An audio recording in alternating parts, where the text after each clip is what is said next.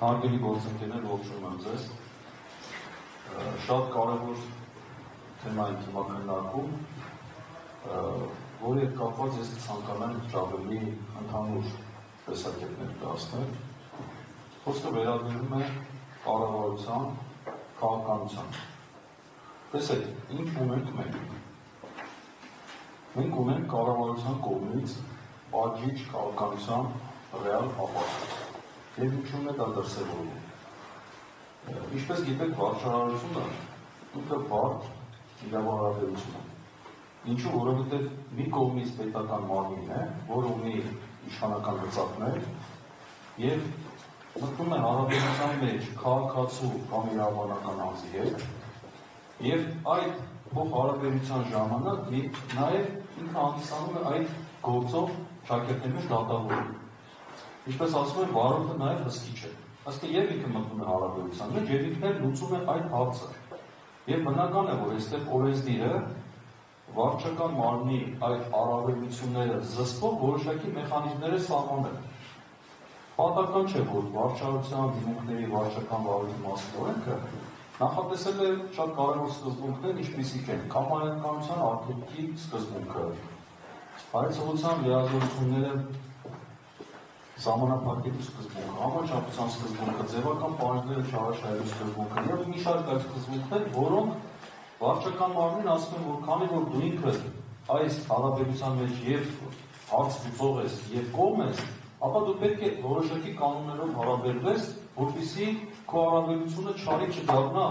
քաղաքացու համար։ Հիմա տեսեք, վարչարարության արդյունքում ձևավորվեց ծնվեց վարչական ակտ, որը քաղաքացու համար ստեղծեց իրավունք կամ պարտականություն։ Հիմա քաղաքացին դժգոհ է եւ ունի դատարան դիմելու իրավունք։ Դիմում է դատարան։ Վարչական դատավարությունը նույնպես նախատեսել է կառուցակարգեր, որոնք զսպում են վարչական մարմնի առավելությունները։ Դրանցից մեկ օրինակ ի պաշտոն է գործելու, էքսօֆիսը գործելու դատարանի պարտականությունը։ Այսինքն դատարանը չի կաշկանդվում դասական մրցակցության կանոններով եւ ինքնուրույն ի պաշտոն է փորձում է փաստերը պարզել։ Այդ կերպ ասած ճշմարտությունը փորձում է ինքը պարզել։ Եվ եթե քաղաքացին, օրինակ, որ իր կենսաթոշակի համար դիմել է դատարանին եւ չունի այդ գիտելիքները եւ հմտությունները,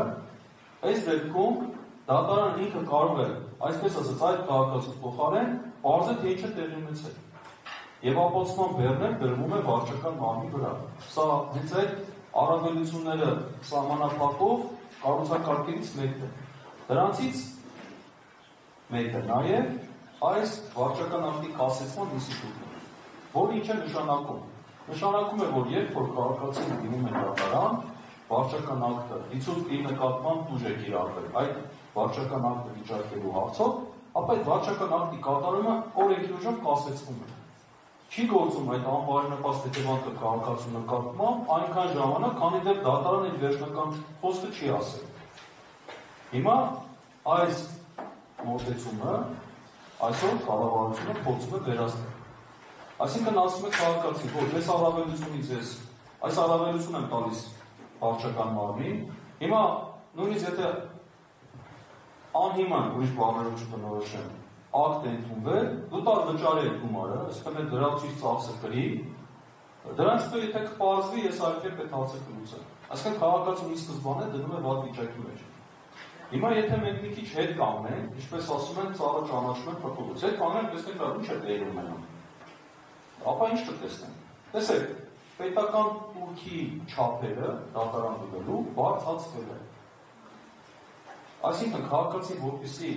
իր արտակ դատաքննության համար դիմի դատարան, նա պետք է ավելի շատ վճարի։ Իսկ մենք գիտենք, որ դա ըստ էության սահմանափակում է եւ ամբողջովին սահմանափակում։ Հաջորդ հարվածը, որ մենք ստացանք մեր հանդիպի լրագրողների օգնությամբ լուսաբանվեց, դա փաստաբանների նկատմամբ հարկային շատ կտրուկ եւ խիստ քաղաքականություններ։ Ինչը բնականաբար բերել է նրան, որ փաստաբանական ծառայությունների գները թանկացել է եւ թանկանալու է։ Սա նույնպես քաղաքացու համար լրացուցիչ խոչընդոտ է իր իրավունքի պաշտպանության համար դիմել դատարան։ Եվ մենք երրորդն ենք ունենում, տեսեք, երրորդն ենք ունենում, որ քաղաքացին, որ տուգանքի մատերիալ չէ, հիմա բազեց տուգանքի մատերիալ է, Հիմա այդ քաղաքացին ասում է, չէ, երբ այլ, ի սկզբանե կվճարես այդ գումարը։ Կվճարես, հետո գնա դատարան։ Գնա այն թանկ ծառայությունների համար վճարի, պետական թանկ տուրքը գումարը վճարի, հետո ինչ կլինի։ Հիմա պատկերացնեք, որ այս քաղաքականությունը բերել է նրան, որ քաղաքացիները արդեն հեռու են մնալու իրենց իրավունքները պաշտպանելուց։ Առաջին հայացքից կարող կառավարության որոշ անդամների մոտ դա ասել շատ ավելի լավ, մենք չենք ցանկալի։ Բայց գիտեք խնդիրը ինչու՞մն է կանում։ Եթե հասարակության մեջ, պետության մեջ, ժողովրդի մեջ անարդարության զգացում ունեցող քաղաքացիները շատանում են, դա բերում է ընդհանուր շատ վատ վիճակի, շատ վատ միջավայրի։ Հակառակը պետությունը պետք է ամեն ինչ անի, որպեսզի իր քաղաքացու երջանիկ լինելու իրավունքը ապահովի։ Դժգոհ մարդ թողնելը, հետո ասեք դե լավ, ոչինչ իրավունքը չենք պաշտպանում։ Այդ դժգոհների քանակը որ ավելանում է, Ժորժ ջան, այդ դժգոհները դու ազդում են բոլորի վրա։ Մենք ապրում ենք դժբախտ միջավայրում, ու սկսում ենք մեկս մեկի համար պրոբլեմ դառնալ։ Ինչպես որ հիմա այդ միջավայրում ենք ապրում ցավով։ Եվ ցավալի է, որ այսօր պետական մարմինները այդքան խորությամբ չեն դիտարկում խնդիրները, եւ աստիճանաբար այսպես քաղաքացիների բոլոր իրավունքները եւ հիմնարար իրավունքները սահմանափակվում։ Շնորհակալություն այսքան։